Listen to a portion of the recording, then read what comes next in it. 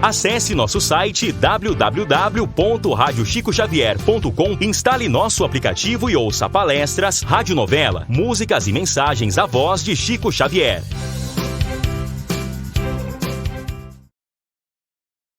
Os seus aparelhos ou coloquem no modo silencioso.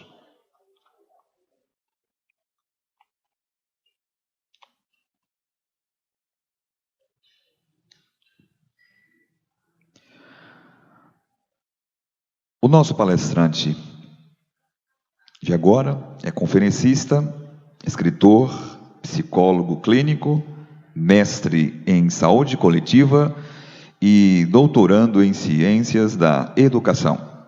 Participa ativamente do movimento espírita como palestrante internacional e em todo o Brasil desde 1989. Já foi evangelizador e hoje concentra suas atividades junto à Sociedade Espírita Joana de Ângeles e à Associação Médico Espírita de Campina Grande, na Paraíba, AMEC.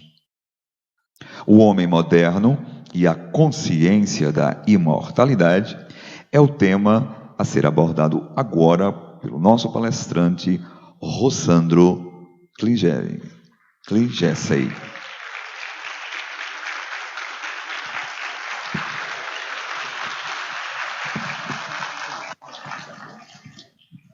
Boa tarde a todos e a todas.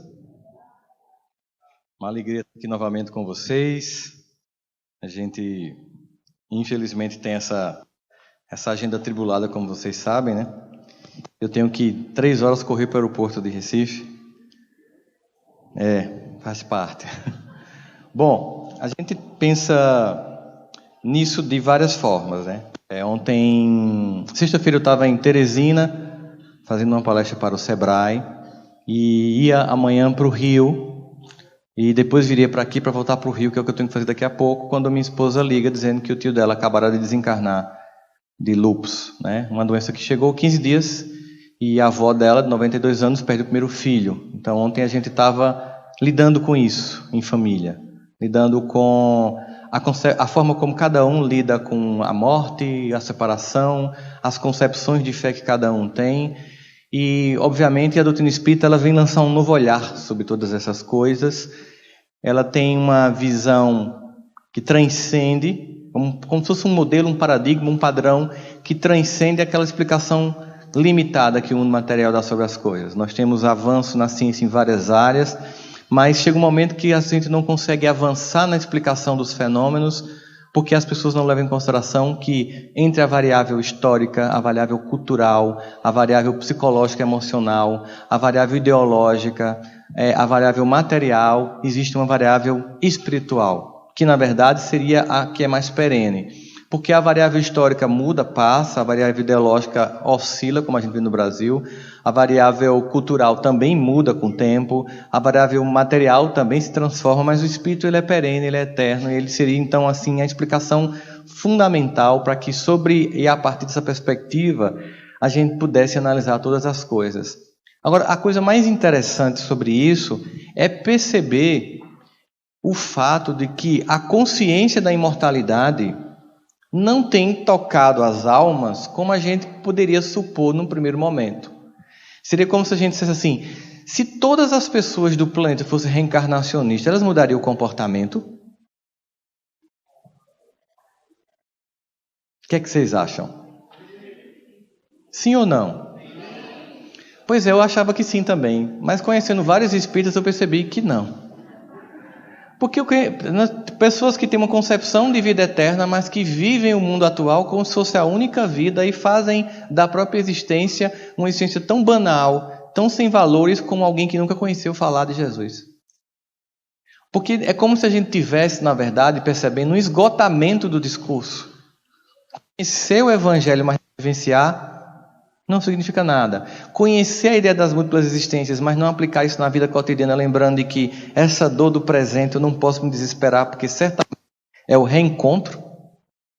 Essa pessoa que eu chamo de algoz não pode ser algoz porque apenas está cobrando o que eu já fiz.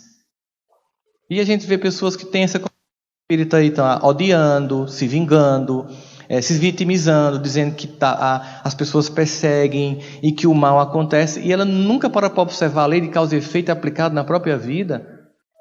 Essas coisas que estão difíceis de acontecer na vida, esses travamentos que acontecem, não são a representação de oportunidades que eu já tive e não consegui. Se puder trocar o microfone, eu agradeço, que esse está falhando. Pode trocar? Porque ele está falhando o microfone. Às vezes é a bateria que fica falhando. Então, essas concepções, elas já não são suficientes para tocar a nossa existência. E aí a gente, isso cada vez mais... Aí, chegou esse? Oi? Tá melhor, obrigado. E ó, tá vendo? Eu mudei de partido, ó. Era azul, agora é vermelho. Esse mundo bipolar do Brasil. Então a gente começa a perceber essas transformações exigindo de cada um de nós, talvez, a necessidade de praticar aquilo que a gente acredita. Porque se de fato eu tenho uma concepção de imortalidade, o mundo material deveria impactar muito menos a minha vida. Seria então o processo de evolução do espírito cada vez mais desmaterializar a própria existência. Dar cada vez menos importância às coisas. Mas eu estava lendo uma frase do livro Paulo Estevam, ou era 2000 anos, não lembro, de Emmanuel, que ele dizia assim: os jovens da sociedade atual estão perdidos. Só se preocupam com roupas, a biga mais bonita, já que não tinha carro, né? Os encontros fortuitos sociais. Eu disse, caramba, parece a mesma coisa dos dias de hoje, só que teria que acrescentar o carro mais massa, a roupa de marca, o celular do momento. É como se a gente tivesse esse tempo inteiro ainda preso. Claro, a gente tem que entender que a evolução do ser não se dá na velocidade que a gente gostaria, nem na nossa própria vida, nem na vida coletiva. Quando a gente vai para os pragmáticos, os epicuristas, que tratam do pragmatismo, tem um deles que dizia assim: não espere a República de Platão. Quando a gente pensa, por exemplo, no Brasil hoje em dia ou no mundo, sobre essas transformações políticas, ele dizia: não espere a República de Platão, mas comemore cada conquista da sociedade. Então, não vamos esperar um salto muito grande, mas, ao mesmo tempo, dá uma sensação de que a gente já conhece muito para pouca transformação que a gente executa. A concepção que nós temos de vida transcendental, ela não está conseguindo tocar a nossa vida material como poderia. Quanta desimportância eu preciso dar a esse mundo material? Não é um abandono, isso não tem sentido, não tem significado. É entender o que está pautando a minha existência. As minhas escolhas cotidianas, elas são feitas baseadas no aqui e no agora, ou elas são baseadas na concepção de eternidade? O que está me movimentando? Eu sou tão capturado por esse mundo, ou a condição de ser imortal me dá a capacidade de vez em quando conseguir perceber num plano diferenciado? Será que eu estou, por exemplo, nessa luta insana política, sem perceber que é apenas uma reedição de todas as vidas passadas, em que antigamente era entre tribos, depois entre castas, entre brasões familiares, e que eu estou só reeditando uma encarnação após a outra? Será que eu não posso interromper esse processo e lembrar que eu sou um espírito eterno e que essa condição de imortalidade deveria me dar uma constituição emocional, psíquica e prática diferente, de modo que eu não fosse tão tragado pelos acontecimentos materiais, históricos, e ficasse tão preso às explicações mais limitadas? A gente sente isso muito fortemente, muito presentemente.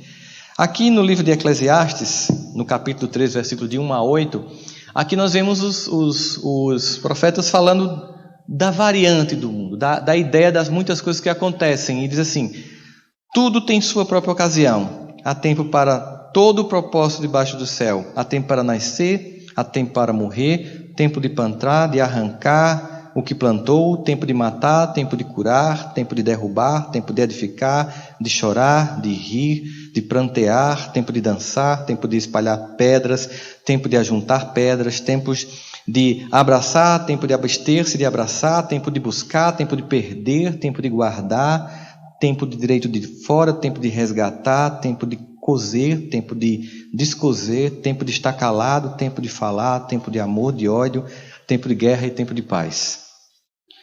Aqui está falando da alternância da vida dos seres humanos. Essa alternância captura as pessoas, sobretudo quando elas vivem à mercê dos acontecimentos. Quando a gente analisa a fala daqueles entre nós que viveram no plano terrestre, ou que já estão aqui ainda, e que conseguem elevar o padrão por perceber o quanto essa vida espiritual é mais significativa, a gente consegue entender por quando Paulo diz assim: morrer para mim é ganho. Primeiro porque ele sabia que não morria. Depois porque ele já tem entendido que morrer significaria ir para um plano onde ali se encontraria aquilo que a gente não consegue encontrar aqui. E essa concepção não fez ele desistir da vida.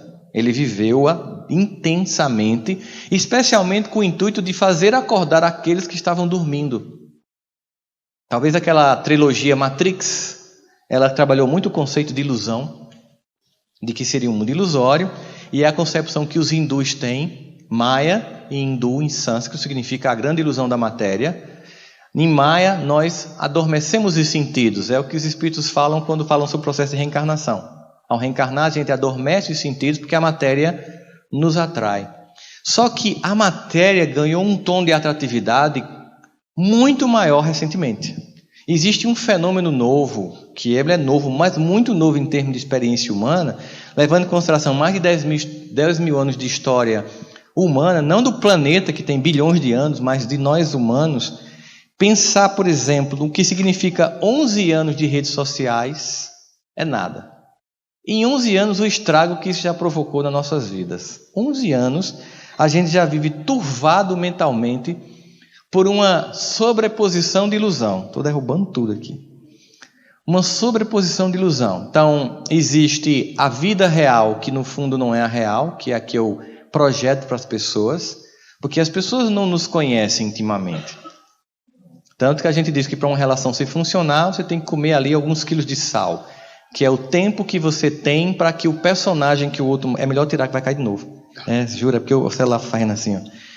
Aquilo ali representa o tempo daqueles quilos de sal que a gente tem que comer, é o tempo que eu tenho para que a tua máscara que você montou caia.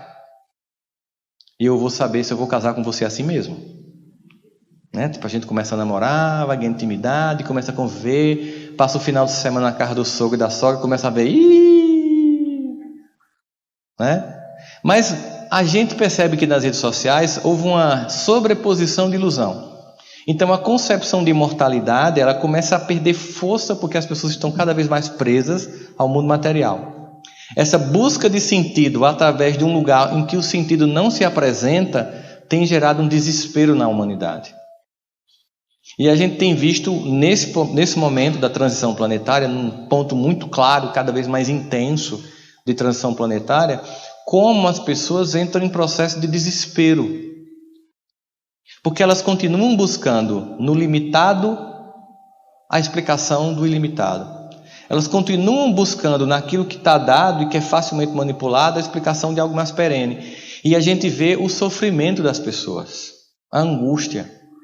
Primeiro porque a busca de uma vida espiritual é para que a gente possa não ser tragado por essas lutas cotidianas que muitas vezes não fazem sentido para nós. Aqui a gente vê, por exemplo, Encontro Marcado, que o Espírito Emmanuel diz assim: a imortalidade é a essência da vida. A pergunta é, eu tenho na minha vida cotidiana como essência o conceito de imortalidade? Por exemplo, quando eu vou tentar conversar com um parente difícil, na minha cabeça está soando a ideia de imortalidade? Quando eu vou fazer uma frase ou responder um post de forma agressiva na minha rede social em relação a quem pensa politicamente diferente de mim, quem tem uma religião diferente de mim, sabe, quem tem uma visão de mundo diferente da minha, ou quem tem uma orientação sexual diferente da minha, quando eu estou postando alguma coisa, eu estou tendo uma visão de imortalidade, eu estou sendo movido por uma ideia de fraternidade, porque a imortalidade dá uma condição para a gente. Somos filhos do mesmo Deus, que ocupamos temporariamente condições temporárias, homem, mulher, heterossexual, homoafetivo, branco, negro, homem, mulher, partido de outro, de uma nação de outra, de uma língua de outra, de uma condição financeira de outra. É tudo tão temporário, tão fugaz, e por que eu gasto tanta energia da minha vida dando importância ao que no fundo, não tem importância? Entender quando Jesus dizia, meu reino não é deste mundo. Porque é um mundo transitório. Mas nós somos criados por um Deus eterno. E somos criados e somos já, por isso, eternos. O nosso DNA divino nos dá uma condição de eternidade. Mas muitas vezes nós estamos sendo tragados. Tudo bem, vamos combinar que a gente vive muito mais envolto no mundo material do que no mundo espiritual. É só você prestar atenção ao seguinte: contabiliza na tua vida. E Emmanuel nos solicita até para poder fugir disso, dessa prisão. Ele nos convida a permanecer em estado de prece. Mas estado de prece, né? Se a gente está aqui, por exemplo, num evento, no final de semana em Caruaru, vindo falar do Evangelho, né? Vamos falar de Jesus. Mas quanto tempo da minha vida eu gasto, por exemplo, com as redes sociais? Quanto tempo do meu cotidiano é gasto com a futilidade e quanto tempo é gasto com o essencial? Quanto tempo do meu dia eu paro para conversar com Deus? Como é que eu vou desenvolver uma relação com Ele com pouco diálogo ou com quase nenhum? Como é que o indivíduo consegue permanecer numa relação duradoura? Se eu preciso ter uma noção de imortalidade, ela precisa ser presente na minha vida, a ponto de tocá-la de tal modo que eu não seja capturado pela ilusão da matéria, uma das condições fundamentais para que isso aconteça é manter um status de espiritualidade ativo. Eu preciso, então, ter um contato cotidiano com Deus. E como é que isso se faz? Como é que se desenvolve intimidade? Eu estou trabalhando aqui o conceito de intimidade com Deus no sentido de nos manter conectados com o alto para que a matéria não nos traga em ilusões cotidianas. Como é que é manter-se conectado com Deus? Imagina essa condição para a gente. Às vezes eu percebo, talvez até de muitos momentos meu mesmo, mas conversando com algumas pessoas, é que a nossa concepção de autoridade na Terra atrapalha a nossa relação com Deus. Vou explicar para vocês. Quem aqui faz faculdade? Levanta a mão, universidade. Por favor, levante a mão. Pronto, faz universidade, né? Vocês já tentaram ter uma audiência com o reitor? Consegue um aluno chegar perto do reitor? Alguém aqui que quiser ir agora, rapidamente, em Recife, consegue falar com o governador hoje, a hora que quiser? Com o presidente da República, gosta ou não? Você consegue chegar perto? Eu não estou questionando aqui, gosta ou não, tá? Você consegue chegar perto de Trump, de Bolsonaro, de Angela Merkel, de Emmanuel Macron, da França? Você consegue chegar? Você percebe quantas barreiras teriam até você conseguir chegar a essa pessoa? Aí, às vezes, eu penso que o psiquismo da gente cola esse modelo de distância da autoridade e joga em Deus. Então, se eu não consigo falar com o reitor, imagina com Deus. Porque Deus é muito maior que todos eles, mas Deus tem uma relação com a gente completamente inversa à autoridade do mundo. Porque Deus, Ele é nosso Pai. Você consegue falar com seu pai, se estiver encarnado, quando chegar em casa? Tem dificuldade de falar com seu pai, com sua mãe, a pessoa que lhe ama? Você vai ter dificuldade de acesso? A gente conversa até coisas que a gente conversa com ninguém, com o pai e a mãe da gente. Aliás, o pai e a mãe da gente sabe de coisas da gente que a gente nem sabe. Tem esse detalhe. Tem coisa que a gente nem percebeu em comportamento que o pai e a mãe já está atento e está tentando mudar para ver se a gente melhora. Esse é Deus. É essa figura que, tendo contato com ela, eu aumento a minha capacidade de manter uma vibração espiritual. A gente começa a perceber que os profetas, de um modo geral, eles ficam tentando entender como fazer isso, como se relacionar com Deus, como viver com Ele. Aqui, a gente vê aqui, quando a gente pega aqui na Hermínio de Miranda, Reencarnação e Imortalidade, no capítulo 4, ele diz assim: a história mais repetida e estranhamente a mais ignorada no mundo é que a gente continua depois da morte. Todo mundo tem uma concepção mais ou menos que isso é verdade, mas as pessoas não vivem como se fosse isso. E aí é preciso entender que tipo de relação estou estabelecendo com o espiritual e que tipo de relação estou estabelecendo com o material. Porque a doutrina espírita vem pregar um equilíbrio. Eu estou no mundo material, não posso fazer de conta que ele não existe, me isolar no mosteiro e deixar o mundo pegar fogo. Eu preciso estar aqui. É como a história de um homem que foi para o mosteiro, passou 30 anos lá. Aí estou em estado de perfeição na cabeça dele. Mestre, eu estou pronto para voltar, vou descer e vou para a minha aldeia. Você não está pronto. Não, eu estou pronto. Olha, ainda não está pronto. Você não vai resistir. Não, eu já sou sublimado materialmente falando. Não, vamos fazer o seguinte, eu vou lhe dar uma bola de neve. Você vai descer o Himalaia com essa bola de neve na mão. Quando a primeira tentação lhe alcançar e você cair nela, a bola derrete. Aí lá veio ele. Estado de nirvana descendo. Entrou na aldeia dele. O irmão dele tinha virado uma espécie de curandeiro. E tinha uma moça linda, de corpo perfeito, deitada numa maca, e quando o irmão passava um unguento na perna para curar uma ferida. Quando ele viu a perna, a bola derreteu. Imagina. Porque não é para sair do mundo material. É para vencê-lo. É para olhar e não se iludir. Olha, quando eu ouço essa história, e quando eu conto essa história, eu penso, meu Deus, a minha bola derretia muito mais rápido. Mas o objetivo, então, é, para que essa bola não derreta, ou seja, para que esse mundo material não tire a minha força, eu preciso aumentar meu contato com esse mundo espiritual, com esse mundo de imortalidade, tem que ser o tom da minha encarnação. E não um contato esporádico. Nós não somos espíritos, nós não somos seres humanos com experiências espirituais de final de semana. Nós somos seres espirituais numa experiência humana. A ordem é outra, mas o nosso psiquismo opera com outra ordem oposta a essa. Nós nos vemos como um ser humano. Aí você vê, por exemplo, como as pessoas se impactam quando, por exemplo, o Gugu morrer por causa de um acidente banal em casa. As pessoas, poxa, ele morre, claro. Sabia disso, não? Todo mundo desencarna. Seja por uma coisa mais trágica ou uma coisa banal, faz parte. Mas parece que essa eternidade só é lembrada quando chega a morte.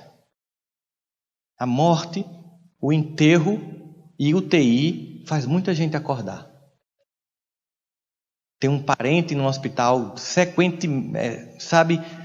dias e dias no UTI, ou ir para o velório de alguém que você ama, um amigo, faz as pessoas acordarem. Acordarem por fato de que a morte existe, de fato, fisicamente há um tempo, mas nós somos eternos. Então, essa intimidade, para que eu possa aumentar o meu padrão de vibração, entrar no que Emmanuel vai chamar de estado de prece, de tal modo que o mundo vai me impactar, mas ele não vai me fazer cair, porque a minha condução emocional está baseada na minha vivência com Deus. No meu contato diário com Ele, com seus emissários de luz. Aí você começa a perceber que a autoridade que Deus é, não é uma autoridade distante como as humanas são. Mas para a gente é difícil processar. Difícil as pessoas chegarem e ficar assim. Deus, tu sabe quem eu sou. É qualquer uma falo com ele, é isso. Tu sabe quem sou eu. Tu sabe o que tu fez. Então me ajuda diariamente, sabe, a qualquer momento, conversar. No começo é estranho. Depois aquilo vira uma rotina e você não consegue fazer mais nada que não seja conversando. Na minha vida, toda vez que não deu certo, é porque eu primeiro tentei buscar um ser humano.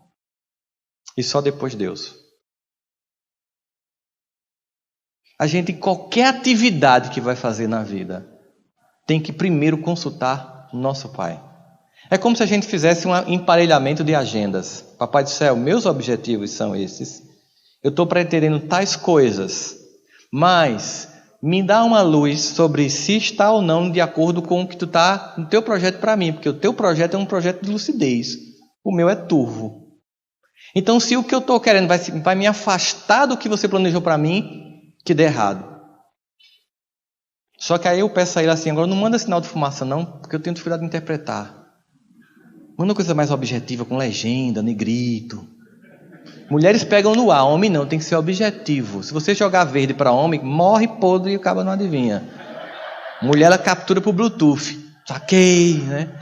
Eu digo, papai do céu, manda assim com legenda para mim, se está ou não de acordo com o que tu queres para mim.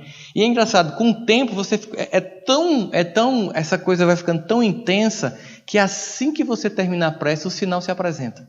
E você sente, não vá por aí. Não é isso. E aí você não tem mais, a revolta começa a não acontecer porque você não fica apostando numa coisa que não vai funcionar. Porque Deus não satisfaz caprichos, nem realiza desejos. Ele atende a necessidades de alma eterna. E aí eu tenho que ter a concepção de que eu sou uma alma eterna para entender que muitas vezes o que não está acontecendo é justamente porque Deus me ama e não está me dando aquilo que poderia me fazer cair. Quantos de nós perderia a encarnação se tivesse aquilo que deseja? Quantos de nós perderia a encarnação se tivesse aquilo que tanto deseja? A gente sabe tanto disso que a gente faz quando está com raiva de alguém. Deus não dá asa à cobra, não. Ao dizer isso sobre nós mesmos, o que é que a gente está identificando? Eu tenho em mim uma víbora. Tem um lado meu, não só tem esse, mas tem também. Tem um lado meu serpente. E se cobra já é perigosa, rastejando, imagina aquele bicho voando.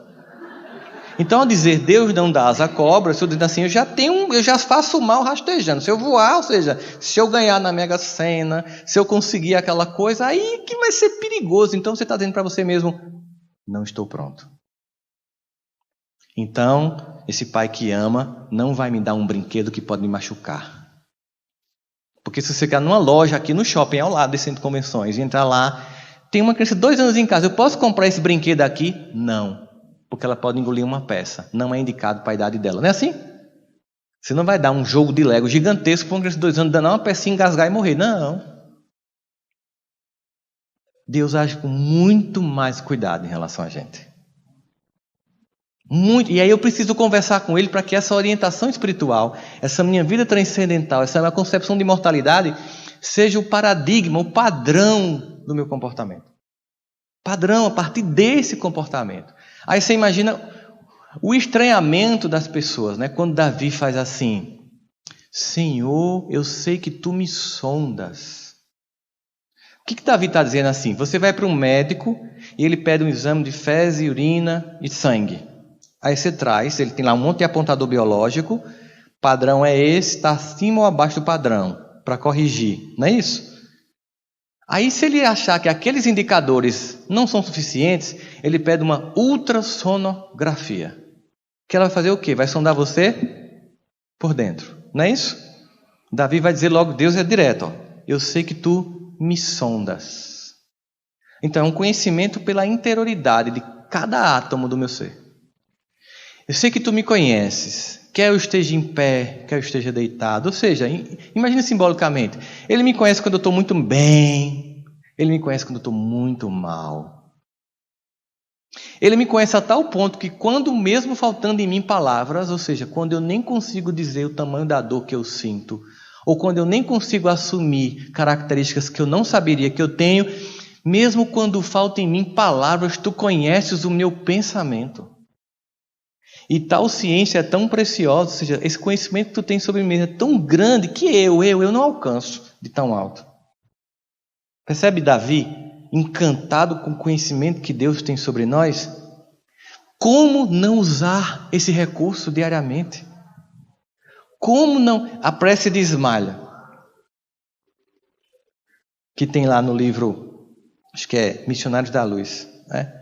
Chega num posto avançado, Obreiros da Vida Eterna, né? Chega num posto avançado e ela vai fazer uma prece, ela faz: ó Senhor Supremo de todos os mundos e de todos os seres, recebe, Senhor, nosso agradecimento de filhos devedores do teu amor.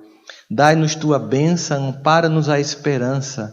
Ela diz assim, que seja para teu coração cada dia nosso primeiro pensamento de amor, e que seja para a tua bondade a nossa alegria de viver, Pai de amor infinito.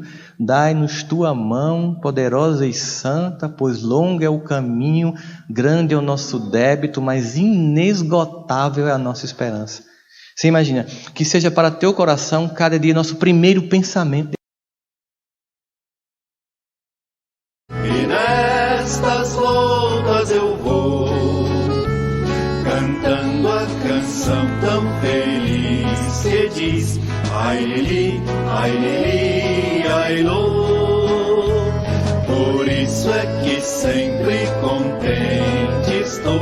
Ai lili,